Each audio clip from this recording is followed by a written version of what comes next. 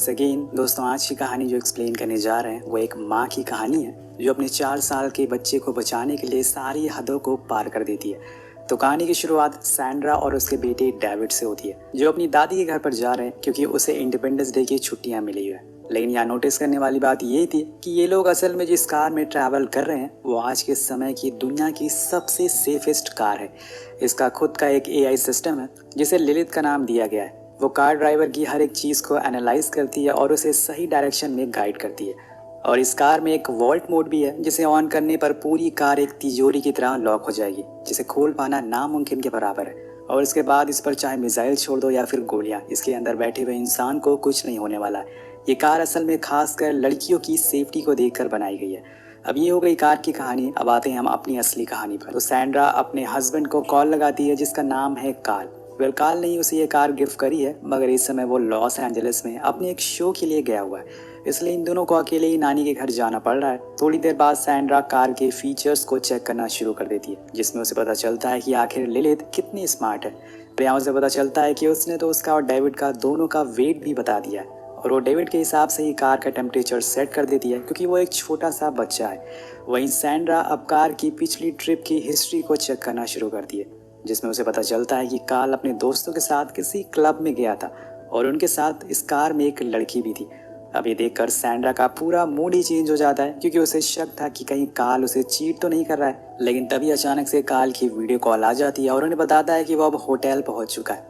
वो डेविड से खूब बातें भी करता है और सैंड्रा को भी बताता है कि तुम्हारे फ़ोन में मैंने एक मोनोलिथ नाम का एप्लीकेशन डाउनलोड किया है जिससे कि तुम इस कार को पूरी तरह से कंट्रोल कर सकती हो। तभी कार्ल का डोर कोई नॉक करता है और वो बाय बोलकर चला जाता है। अब ये चीज़ सैंड्रा को खटकने लगती है और उसका शक और ज़्यादा गहरा हो जाता है कि ज़रूर कार्ल उसे चीट कर रहा है। कुछ ही समय के बाद वो लोग कुछ सामान लेने के लिए गैस स्टेशन पर रुकते हैं जहाँ पर सैंड्रा डेविड को उसका ऑक्सीजन सिलेंडर देती है जिससे हमें ये पता चलता है कि उसको अस्थमा की दिक्कत है। तभी सैंड्रा की नज़र कुछ लड़कियों के ग्रुप पर पड़ती है जो आपस में काफ़ी मस्ती कर रही थी। उन्हें देखकर सैंड्रा को अपने कॉलेज के दिन याद आ जाते हैं जब वो सिंगिंग शो किया करती थी।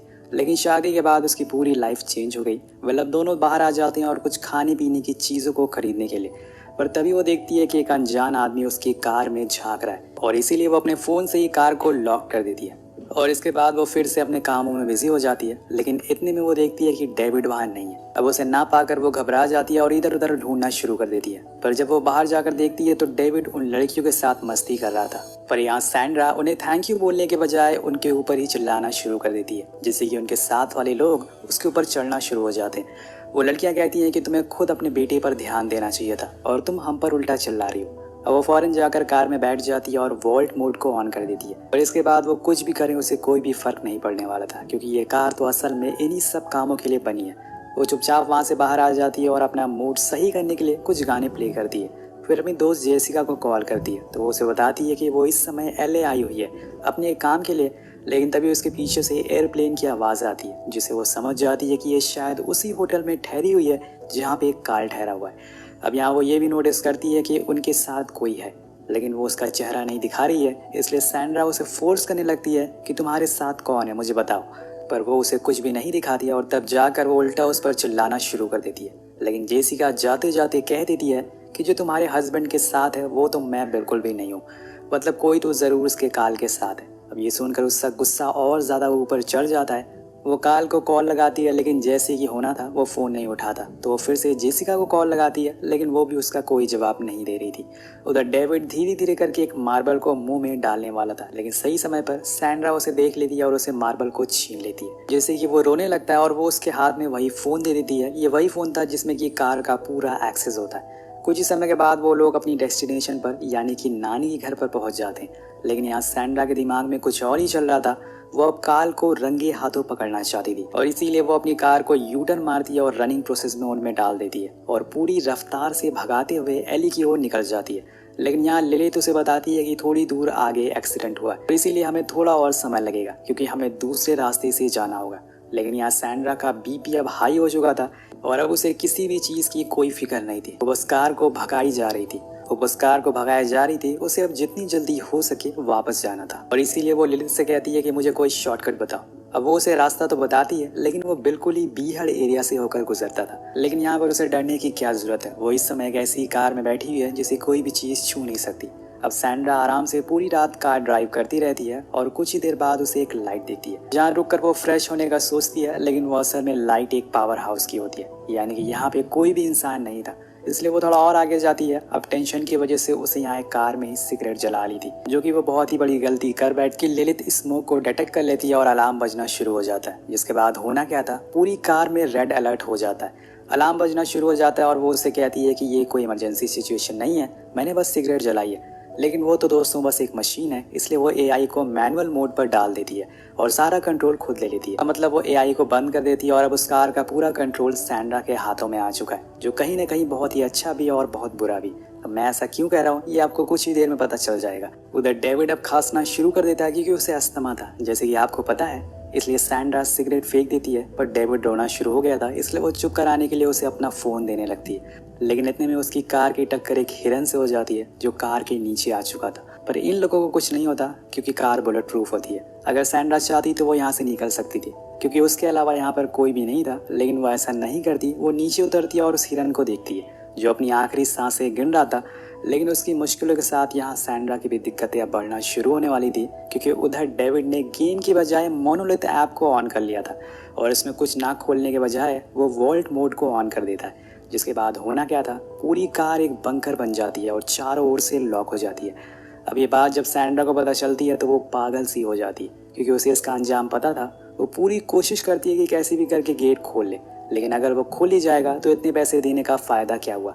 इसीलिए वो दुनिया की सेफेस्ट कार है। अब सब कुछ ट्राई करने के बाद वो देखती है कि डेविड के हाथ में अभी भी वो फ़ोन है और वो ऐप भी खुला हुआ है। इसलिए वो उसे समझाती है कि इस मोड को ऑफ कर दो, लेकिन वो अभी बस 4 साल का बच्चा है, उसे इतनी समझ नहीं है। और कुछ ही देर में वो फ़ोन भी उसके हाथों से गिर जाता है और अब इसके बाद कुछ भी नहीं हो सकता। यहाँ से इस कहानी का असली थ्रिलर शुरू हो जाता है। आपको एक चीज़ ज़रूर सीखने को मिलेगी, जितनी टेक्नोलॉजी हमारे लिए आज के ज़माने में अच्छी है, उतनी ही खतरनाक भी है। अब यहाँ वो लिलित से बात करने की कोशिश भी करती है, लेकिन उसने ही एआई को खुद बंद कर दिया था। अब तो इसका कोई फ़ायदा नहीं है। कोई रास्ता ना मिलने से वो अब उसके शीशे को पत्थर से तोड़ने की कोशिश करती है, पर पत्थर टूट जाता है, लेकिन कार को कुछ नहीं होता। और इन सब की वजह से अब डेविड पैनिक भी होना शुरू हो जाता है, क्योंकि कार का अलार्म बजना शुरू हो गया था। इसलिए सैंड्रा उसके पास जाती है और उसके साथ खेलना शुरू कर देती है, जिससे वो थोड़ा रिलैक्स होता है। लेकिन सैंड्रा को अभी भी परेशानी है। यहाँ खड़े खड़े कुछ नहीं होने वाला था, क्योंकि वो कार तो अपनी जगह से हिलने वाली नहीं थी। इसलिए वो पीछे गए पावर हाउस पे जाती है ताकि वहाँ से कुछ मदद ले सके। लेकिन उसका गेट तो बंद था, इसलिए वो जंप करके अंदर जाती है, जहाँ उसे एक फ़ोन भी मिलता है, पर वो डेड था, क्योंकि सारी सर्विस अब परसों ही खुलेगी, इंडिपेंडेंस के बाद ही। इसलिए वो वहाँ से कुछ ज़रूरत के सामान को उठा लेती है और वापस कार के पास ही आना शुरू कर देती है। लेकिन तभी उसे कुछ हलचल सुनाई देती है, जो शायद किसी जंगली जानवर की हो सकती है। अब वो थोड़ी देर ऐसे ही चलती है, लेकिन तभी एक भेड़िया उसके करीब आ जाता है। वो भागते हुए जाकर कार की छत पर बैठ जाती है और उसे भगाने की कोशिश करती है, लेकिन वो इतनी आसानी से भागने वाला नहीं था। इसलिए सैंड्रा एक बार फिर से कार के ऊपर हैमर से वार करती है, जिससे कि अलार्म बजना शुरू हो जाता है और वो उसे डर कर भाग जाता है। और इसी के चक्कर में डेविड भी पैनिक होना शुरू हो गया था, क्योंकि बार बार अलार्म बजने की वजह से वो डर रहा था और उसे सांस लेने में भी दिक्कत होने लगती है। इसलिए सैंड्रा फौरन नीचे उतरती है और उसके साथ खेलना शुरू कर देती है, जिससे कि वो धीरे धीरे करके सो जाता है। लेकिन उसे भी कैसे भी करके अपनी बेटी की जान बचानी है, क्योंकि वो नहीं चाहती कि उसकी गलती की वजह से उसके बेटे को कुछ हो जाए। अब वो फिर से छत पर चढ़ती है और शांत मन से सोचने लगती है। लेकिन यहाँ उसके दिमाग में अलग अलग किस्म के ख्याल आने शुरू हो जाते हैं। एक तरफ वो सोच रही थी कि उसे घबराने की ज़रूरत नहीं है, क्योंकि काल को अब पता चल ही गया होगा कि वो अभी तक ग्रैनी के घर नहीं पहुंची है, इसलिए वो उन्हें ढूंढने के लिए ज़रूर आएगा।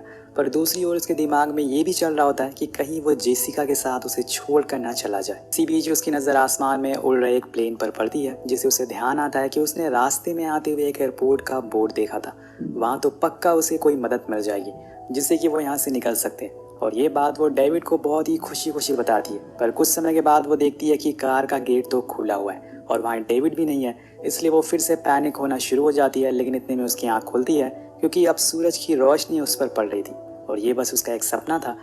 अब आँख खुलते ही वो अपने आसपास देखती है तो हैरान रह जाती है। असल में ये लोग एक चट्टान पर फंसे हुए थे, जहाँ से दूर दूर तक बस रेगिस्तान और कुछ खतरनाक बीहड़ इलाकों के अलावा कुछ नहीं था। वो सबसे पहले तो डेविड को चेक करती है, जो कि कार में ही था, लेकिन उसके शरीर से पसीने बह रहे थे, क्योंकि उसने एक वोलन का सूट पहना हुआ था। जिस जगह पे ये लोग, अब वहाँ का टेम्परेचर 40 डिग्री से ज़्यादा है। इसलिए सैंड्रा फ़ौरन अपनी जैकेट उतार कर सनरूफ पर डाल देती है, जिससे कि धूप अंदर ना जाए। अब वो डेविड से खुद की सीट बेल्ट को खोलने को कहती है, लेकिन वो अभी भी बहुत छोटा है, इसलिए वो ये सब समझ नहीं पाता। उल्टा वो रोना शुरू कर देता है, लेकिन अब सैंड्रा को उसे छोड़कर एयरपोर्ट को ढूंढने के लिए जाना ही पड़ेगा, वरना उसका बेटा नहीं बचेगा।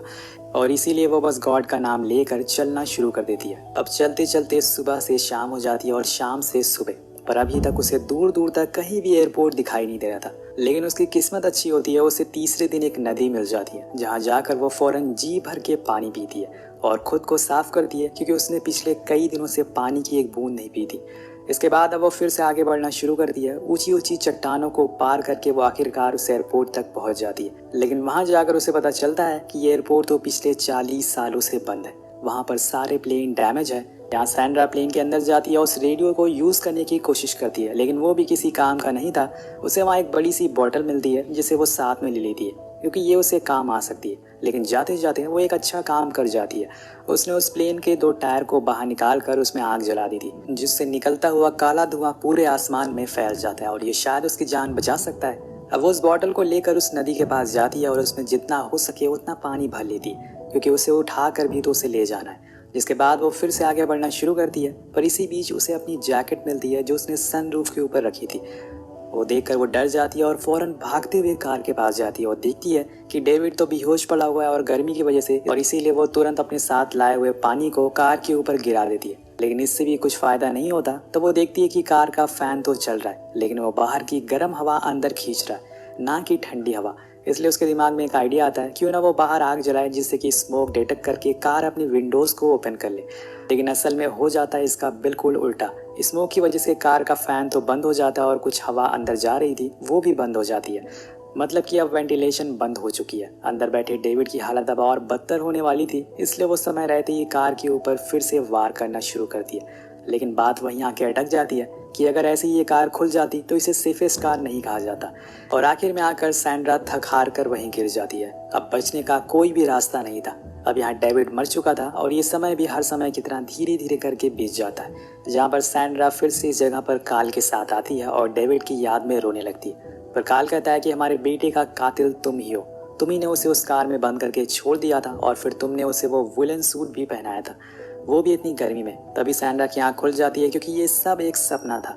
अब वो डेविड को दोबारा चेक करती है और वो मर चुका है या फिर बेहोश है, उसे कुछ भी पता नहीं है। लेकिन यहाँ सैंड्रा ने अब जीने की उम्मीद छोड़ दी थी, क्योंकि उसे ये लगने लगता है कि डेविड अब नहीं बचा। इसलिए वो उसे कहती है कि बेटा तुम तो हेवन में जाओगे, लेकिन मैं जाऊंगी हेल में। तभी वो देखती है कि डेविड अपना हाथ हिला रहा है, मतलब कि डेविड अभी जिंदा है। अब ये देखकर उसे एक बार फिर से दोबारा से जीने की उम्मीद मिल जाती है। लेकिन यहाँ तभी आ जाता है एक जंगली कुत्ता, जो उसकी तरफ भागना शुरू कर देता है। सैंड्रा कार की छत पर चढ़ती है, लेकिन वो बहुत ही ज़्यादा गर्म थी और इसीलिए वो कार के नीचे चली जाती है। लेकिन इतने में वो कुत्ता उसके पैर में काट लेता है। पर यहाँ उसे पता चलता है कि वो कुत्ता असल में उस हिरन के लिए आया है, जो कि उसकी कार से मरकर उसमें अटकी हुई है।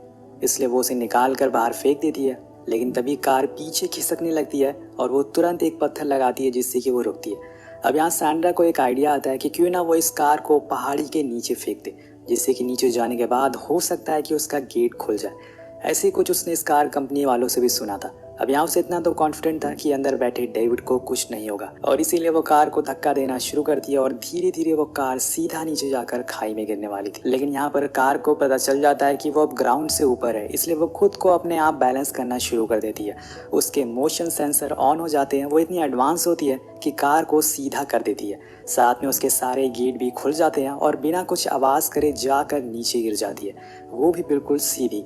सैंड्रा भी नीचे पहुंच जाती है और वो कार को बिल्कुल सही सलामत देखकर हैरान थी। लेकिन तभी उसकी नज़र गेट पर पड़ती है, जो कि अब खुल चुका था। वो फौरन डेविड को बाहर निकालती है और उसके कपड़े उतार देती है, ताकि वो होश में आ सके। अब आप सोच रहे होंगे कि कार का गेट कैसे खुल गया। तो बेसिकली दोस्तों, कार को इस तरह से डिज़ाइन किया गया था कि अगर उसका एक्सीडेंट हो जाता है तो गेट अपने आप खुल जाएंगे, क्योंकि अंदर बैठे इंसान को बाहर भी तो निकलना होगा ताकि वो अपनी जान बचा सके। और इसी चीज़ का फ़ायदा उठाकर सैंड्रा ने अपने बेटे की जान बचा ली। लेकिन यहाँ उसे डेविड को जल्दी से हॉस्पिटल लेकर जाना होगा। इधर हम दूसरी तरफ देखते हैं कि कार का पूरा सिस्टम रिबूट होता है और वो फिर से ऑन हो जाती है। अब वो फाइनली इस कार का पूरा इस्तेमाल करने वाली है। वो फ़ौरन जाकर पहले तो कार को ऑफ रोड मोड में डालती है, जिससे कि टायर्स ऊपर उठ जाते हैं और यहाँ कार एकदम एक्सट्रीम लेवल की ऑफ रोडिंग के लिए तैयार हो जाती है। लेकिन यहाँ उसके सामने कोई रास्ता नहीं था। लेकिन सैंड्रा को इस बात की कोई फिक्र नहीं थी, क्योंकि मोड ऑन है और इसीलिए वो बस इंजन रेस करती है। और यहाँ हम कार की असली ताकत को देख पाते हैं। वो पूरे पहाड़ को बिना रुके चढ़ जाती है और आखिर में रोड पर आ जाती है, जिसके बाद उन दोनों को हम हॉस्पिटल में देखते हैं, जहाँ डेविड को होश आ गया था और फाइनली सैंड्रा ने अपनी बेटी की जान बचा ली थी। क्योंकि माँ के आगे दुनिया की कितनी बड़ी शक्ति या टेक्नोलॉजी क्यों ना आ जाए, जब बात उसकी अपनी औलाद पर आती है तो वो हर किसी से लड़ सकती है। तो आपको कहानी कैसे लगी नीचे कमेंट करके ज़रूर बताएगा। मिलते हैं अगली वीडियो में। Peace out.